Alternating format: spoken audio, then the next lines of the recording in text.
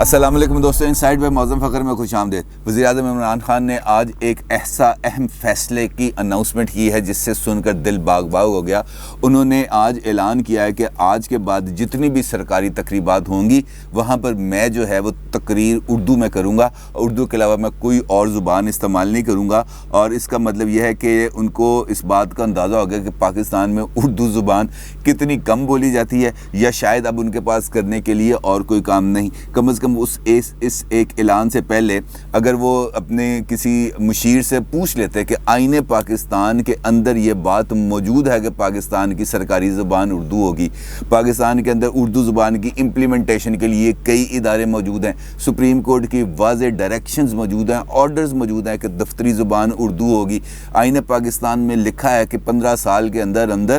پاکستان کی جو دفتری زبان ہے اس کو اردو میں کنورٹ کر دیا جائے گا۔ اور یہ اناؤنسمنٹ صرف اور صرف اس وجہ سے ہے کہ بس اپنی جو ایک اہمیت ہے نا اس کو کسی نہ کسی طریقے سے اس طرح اجاگر کیا جائے کہ لوگ کہیں کہ جناب بی پاکستانی بائے پاکستانی، لیکن یہ معاملات ایسے ہیں نہیں، کیونکہ یہ صرف دکھاوے کے کام ہیں۔ جو کام کرنے والے ہیں اس کی طرف توجہ کرنی چاہیے، اور جو کام ڈالے جا رہے ہیں اس کی طرف بھی توجہ کرنی چاہیے، کیونکہ ابھی 2 دن پہلے ٹی وی پر ایک خبر چلی تھی کہ مری کو جانے والی 125 کلومیٹر ہائی وے پر کے فاصلے پر ایک نیا شہر بسانے کا منصوبہ ہے۔ اور آپ کو پتہ ہے کہ کسی بھی جگہ پر کسی بھی علاقے میں جب کوئی نیا شہر بسانے کا منصوبہ تیار کیا جاتا ہے تو اس سے پہلے بہت زیادہ اس پر کام کیا جاتا ہے، پتہ چلتا ہے کہ کون سی زمین آپ نے کہاں کہاں پر لینی ہے، اس پر آپ نے کیسے پلاننگ کرنی ہے، اس کے اوپر کاسٹ کتنی آئے گی، بجلی کیسے پہنچانی ہے، پانی کیسے پہنچانا ہے، گیس کیسے پہنچانی ہے، اور پھر اس کے بعد کہیں جا کے کسی بھی منصوبے کا اعلان کیا جاتا ہے۔ لیکن وہ لوگ جو حکومت کے اندر موجود ہوتے ہیں، جو فیصلہ سازی کا حصہ ہوتے ہیں، انہیں اس سارے پروسیس کا علم ہوتا ہے، اور اس سے پہلے جیسے ہی ان کو پتہ لگتا ہے کہ کسی جگہ پر ایک پروجیکٹ شروع ہونے والا ہے تو وہ اس کے اندر اپنا حصہ ڈالنا شروع کر دیتے ہیں۔ اور یہی کام ہوا ہے اس مری کے میں نیا شہر بسانے کے لیے، جس کو شاید بسانے سے پہلے ہی اجاڑنے کا منصوبہ تیار کر لیا گیا ہے، اور اس میں بھی عمران خان صاحب کے قریبی دوست ملوث ہیں۔ مری کے اندر گزشتہ 3 ماہ کے اندر بڑے پیمانے پر زمین کی خرید و فروخت کی جا رہی ہے، اور اس بات کی تصدیق خود مری سے تعلق رکھنے والے چند صحافی دوستوں سے جب میں نے اس بارے میں پوچھا تو انہوں نے خود اس بات کی تصدیق کی کہ ہاں جی 3 مہینے سے یہاں پر بہت زمینوں کی خرید و فروخت جاری ہے، کئی پہاڑوں کے پہاڑ ہی خریدے جا رہے ہیں۔ اور ان کا یہ کہنا ہے کہ اس سارے معاملے میں جو وزیر اعظم کے دستے راست ہیں جن کا ذکر خیر ابھی رنگ روڈ پروجیکٹ میں آیا تھا، تو ان کا یہ کہنا ہے، وہاں کے مری کے جو صحافی دوست ہیں ان کا یہ کہنا ہے کہ اس سارے معاملے میں زلفی بخاری صاحب کا نام لیا جا رہا ہے کہ اس سارے جو زمینوں کی خرید و فروخت ہے وہ اپنے فرنٹ مینوں کے ذریعے کر رہے ہیں۔ میں نے ان سے ریکویسٹ تو کی ہے کہ یہ زمینوں کی جو خرید و فروخت کے کچھ جو ڈاکومنٹس ہیں یہ ذرا میرے ساتھ شیئر کریں، اور وہ جیسے آئیں گے وہ بھی انشاءاللہ آپ کے ساتھ شیئر کروں گا۔ لیکن ایک اور دلچسپ بات ہے، اور وہ بات یہ ہے کہ اس خرید و فروخت میں زلفی بخاری صاحب کے ساتھ بھی ایک اور شخصیت موجود ہے، اور اس کا تعلق ایوان وزیر اعظم سے بھی ہے، اور جو پاک پتن کی جو مانیکا فیملی ہے اس کے ساتھ بھی اس کا بڑا گہرا تعلق ہے۔ اور اگر اس رشتے کے تناظر میں دیکھا جائے تو وہ وزیر اعظم کے بھی خاصے قریبی رشتہ دار بن جاتے ہیں، تو معاملہ بڑا سنگین ہے۔ اور اس پر جو ہے فوری طور پر میرا یہ خیال ہے، تجویز ہے کہ وزیر اعظم کو اردو زبان کی ترویج، اردو زبان میں تقریر کرنے کی نسبت اس معاملے کی طرف توجہ کرنی چاہیے، جو معاملہ حقیقی معنوں میں عوام کی فلاح و بہبود کا ہو سکتا تھا۔ کیونکہ جب سے پرائم منسٹر نے یہ ریئل اسٹیٹ کے حوالے سے انسینٹیوز کا اعلان کیا تو اس کے بعد ایسے ہی کئی جو ہے نا پروجیکٹس کے اندر سرکاری سرپرستی میں جو لوگ ہیں انہوں نے خاصے اس بیتی گنگا میں ہاتھ دھوئے ہیں، جس کا ذکر بار بار کیا جا رہا ہے۔ لیکن اس سارے معاملے کو پر ایک اس کو شفاف طریقے سے اس کو ہینڈل کرنا چاہیے اور اس سارے معاملے میں ملوث افراد کو کیفر کردار تک پہنچانا چاہیے۔ عمران خان کی حکومت کے اندر جو لوٹ سیل مچی ہے وہ تو اب میں نے جس کا ایک اشارہ آپ کو دیا، لیکن اس لوٹ سیل سے عمران خان صاحب کے بہت سارے پیارے اور بھی مستفید ہو رہے ہیں۔ اسی طریقے سے ایک پروجیکٹ ہے جو خیبر پختونخوا میں لگایا جا رہا ہے، وہ پروجیکٹ ہے بجلی کا ایک منصوبہ ہے۔ آپ کو پتہ ہے پاکستان کے اندر توانائی کے حوالے سے بہت زیادہ بحران بھی رہا ہے، اور نواز شریف صاحب کے دور کے اندر کچھ بجلی کے منصوبے بھی لگائے گئے تھے، جس کی وجہ سے آج یہاں پر گرمی کے اس دور میں بجلی کی ایک فراہمی کا سلسلہ یقینی ہے۔ لیکن یہ بات ٹھیک ہے کہ بجلی کی قیمت بہت زیادہ ہے، اور اسی وجہ سے ہائیڈل منصوبے بنائے جاتے ہیں تاکہ سستی بجلی لوگوں کو میسر ہو۔ تو یہ جو منصوبہ ہے اس کا آغاز کیا گیا، لیکن اس منصوبے کے بارے میں اب کچھ ایسی اطلاعات آ رہی ہیں جس سے معلوم ہو رہا ہے کہ یہ منصوبہ بھی ہمارے روایتی کلچر کا حصہ بنتا جا رہا ہے۔ آڈیٹر جنرل آف پاکستان نے ایک رپورٹ دیا ہے کہ خیبر پختونخوا میں بننے والا داسو ڈیم پر اگرچہ تعمیر کا آغاز ہو چکا ہے، لیکن ابھی تک اس ڈیم کے لیے جو جھیل بننی ہے اس کے لیے زمین کی خریداری ممکن نہیں ہو سکی۔ یہ ڈیم اگر بن جاتا ہے، جو پروجیکشنز ہیں اس کے مطابق اس نے 2024 میں اپنی پروڈکشن کا آغاز کرنا ہے، 4200 میگا واٹ اس سے بجلی پیدا ہونی ہے، لیکن اس کے لیے جو جھیل بننی ہے اس کے لیے زمین ابھی تک خریدی نہیں جا سکی۔ اور آڈیٹر جنرل کی رپورٹ میں اس بات کا انکشاف ہوا ہے کہ اس کام کے لیے جو حکومت ہے اس نے ایک پرائیویٹ کانٹریکٹر کی خدمات حاصل کی تھی، اور اس پرائیویٹ کانٹریکٹر کو زمین ابھی خریدی نہیں گئی، لیکن اس کے باوجود اس پرائیویٹ کانٹریکٹر کو 4.5 ارب روپے کی ادائیگی کر بھی دی گئی ہے۔ اور یہ معاملہ آپ کو معلوم ہے کہ جو آڈیٹر رپورٹس ہیں عموماً وہ ایک فائنینشیل ایئر کے فسکل ایئر کے اختتام کے بعد پچھلے سال کی جو خریداری یا جو معاملات ہوتے ہیں سرکاری محکموں کے اس پر مشتمل ہوتی ہے، اور وہ آڈٹ رپورٹ تیار کر کے آڈیٹر جنرل آف پاکستان پیش کرتے ہیں، اور اس کے لیے ضروری ہے کہ آڈیٹر جنرل اپنی رپورٹ جو ہے وہ پبلک اکاؤنٹس کمیٹی میں بھی پیش کریں، اور اس سارے معاملے کا انکشاف ہوتا ہے پبلک اکاؤنٹس کمیٹی کے اندر۔ جب پبلک اکاؤنٹس کمیٹی یہ داسو ڈیم کے معاملے کو دیکھتی ہے تو وہ اس کے بعد بلاتے ہیں آڈیٹر جنرل آف پاکستان کو۔ Auditor general of Pakistan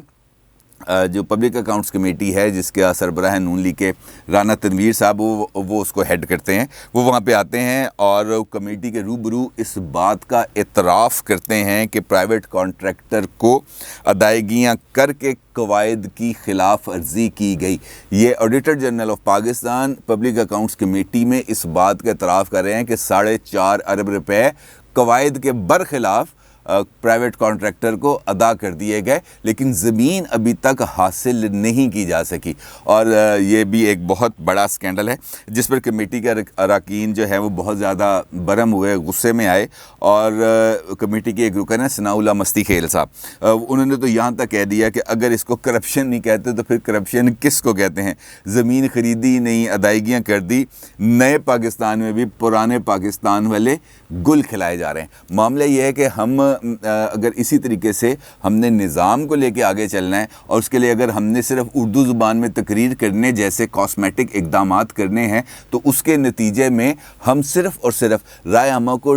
divert کرنے کی کوشش کرتے ہیں۔ جس طریقے سے پرائم منسٹر صاحب نے آج یہ نوٹیفیکیشن جاری کروایا کہ فٹافٹ نوٹیفیکیشن جاری کرو، اب میں اردو میں ہی تقریر کیا کروں گا، ان کے اندر اتنا یہ جذبہ اردو کا جاگا، لیکن جو ان کے حقیقی کام ہیں کرنے والے اگر وہ اس کی طرف توجہ دیں تو واقعتاً پاکستان کے اندر کچھ تھوڑی بہت بہتری لائی جا سکتی ہے۔ اب اگرچہ وہ کہہ رہے ہیں کہ معاشی اشاریہ بہتر ہو رہے ہیں، تمام انڈیکیٹرز اس بات کا ثبوت دے رہے ہیں کہ پاکستان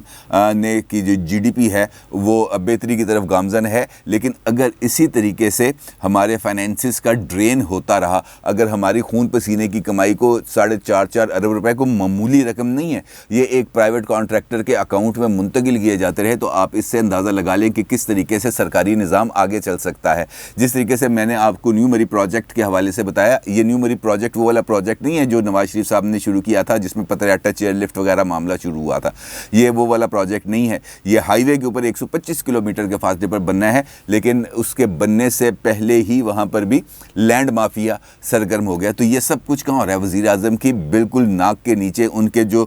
دائیں بائیں بیٹھے ہوئے افراد ہیں وہ سب اس کام میں ملوث ہیں. لیکن مجال ہے کہ کسی کی طرف کوئی بندہ میلی آنکھ سے دیکھ لے, کسی کا بندہ پوچھ لے کہ جناب یہ سرگرمیاں اگر آپ کر رہے ہیں تو کیوں کر رہے ہیں, اور آپ کو ایک نہ ایک دن اس کا جواب دینا پڑے گا. پرائم منسٹر صاحب کو یقیناً اس بات کا جواب دینا پڑے گا, اور ان کو اپنے یہ جو قریبی افراد ہیں نا, جو ان کے دائیں بائیں بیٹھے ہوئے ہیں, جو گھر کے افراد ہیں, میرا خیال ہے کہ ان کو ایک نہ ایک دن, وہ پرائم منسٹر صاحب شاید خود تو بچ جائیں, لیکن یہ جو لوگ ہیں نا یہ ان کو ایک نہ ایک دن جیل پہنچا کے ہی دم لیں گے. اب بات کرتے ہیں آپ کی آراء پر. اقبال رضا چیمہ صاحب فرماتے ہیں کیا ان تمام چالاکیوں کے نتیجے میں نون لیگ پنجاب پر اپنا قبضہ برقرار رکھ پائے گی؟ یہ وہ والی بات ہے, یہ اس وی لاء کے حوالے سے چیمہ صاحب نے سوال کیا, بات کی ہے, جو میں نے نون لیگ اور اسٹیبلشمنٹ کے درمیان رابطوں کے حوالے سے وی لاء کیا تھا 2 دن پہلے. اب میرا خیال ہے کہ پنجاب, جہاں تک پنجاب کی بات ہے, پنجاب میں اگر دیکھا جائے تو اس وقت بھی 2 پولیٹیکل قوتیں موجود ہیں بلا شرکت غیر, اس میں کوئی ڈاؤٹ نہیں ہے. نون لیگ ہے اور پی ٹی آئی ہے. اگلے الیکشن میں بھی نون لیگ کا مقابلہ پی ٹی آئی کے ساتھ ہی ہوگا, اور کوئی جماعت نہیں ہے جو نون لیگ کو ٹکر دے سکے. اور اس وقت جو پبلک مومنٹم ہے, میں دعوے سے کہتا ہوں کہ اگر کل الیکشن ہوں گے تو نون لیگ پنجاب سے سویپ کر جائے گی, اس کے اندر کوئی دو رائے نہیں. باقی رہ گی چلاکیاں, تو ہر سیاسی جماعت کے پاس اپنے کارڈز کھیلنے کے بہت سارے موقع ہوتے ہیں, اور سیاست تو گیم ہی ناممکنات میں سے ممکنات کو نکالنے کا ہنر ہے, فن ہے. اور جو لوگ یہ سیاسی فن جانتے ہیں وہ اپنے لیے راستے بھی تلاش کر لیتے ہیں. اس کو ہم چلاکیوں کا نام دیں یا اس کو کوئی اور بھی نام دیں, وہ ہے, لیکن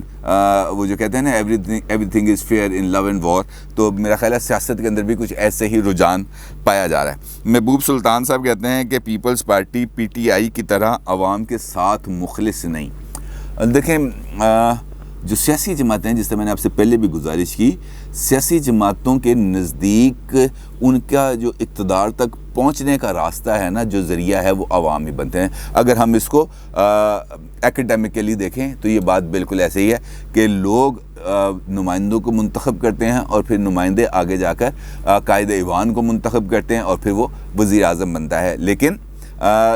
جو سیاسی جماعتیں ہیں وہ اپنے فیصلے جو کرتی ہیں وہ اپنی پارٹی کے اور اپنے منشور کے اور اپنے جو سیاسی مقاصد ہیں ان کو سامنے رکھ کے کرتے ہیں. پی ٹی آئی کو پیپلز پارٹی کے ساتھ اگرچہ نہیں ملایا جا سکتا, لیکن پیپلز پارٹی بھی ان سیاسی جماعتوں میں سے ہے کہ جیسے ہی وہ اقتدار میں آتے ہیں تو ان پر انکمپیٹنس, بیڈ گورننس, کرپشن کے ایسے شیڈوز ہیں جس سے وہ کسی بھی صورت باہر نہیں نکل پاتے, اور اسی وجہ سے وہ بہت زیادہ تنقید کا نشانہ بنتے ہیں. اگر ہم دیکھیں تو اسی وجہ سے پیپلز پارٹی آج پنجاب میں بہت حد تک سائیڈ لائن ہوگی, یعنی کہ کنسیڈریبل پلیئر کے طور پر اب اس کو جانچا نہیں جاتا, جبکہ پی ٹی آئی آج بھی پنجاب کے اندر کنسیڈریبل پلیئر کے طور پر ہے, ڈسپائٹ دا فیکٹس کہ وہ بیڈ گورننس اور کرپشن کے بے شمار سکینڈلز اب اس گورنمنٹ کے دامن پر ہیں. اور دیکھنا پڑے گا کہ اگلے الیکشنز میں حکومت کس طریقے سے اپنے یہ جو ناکامیوں کے داغ ہے اس کو دھو پائے گی. اپنی رائے کا ضرور اظہار کیجیے گا. آپ کا بہت شکریہ. اللہ حافظ.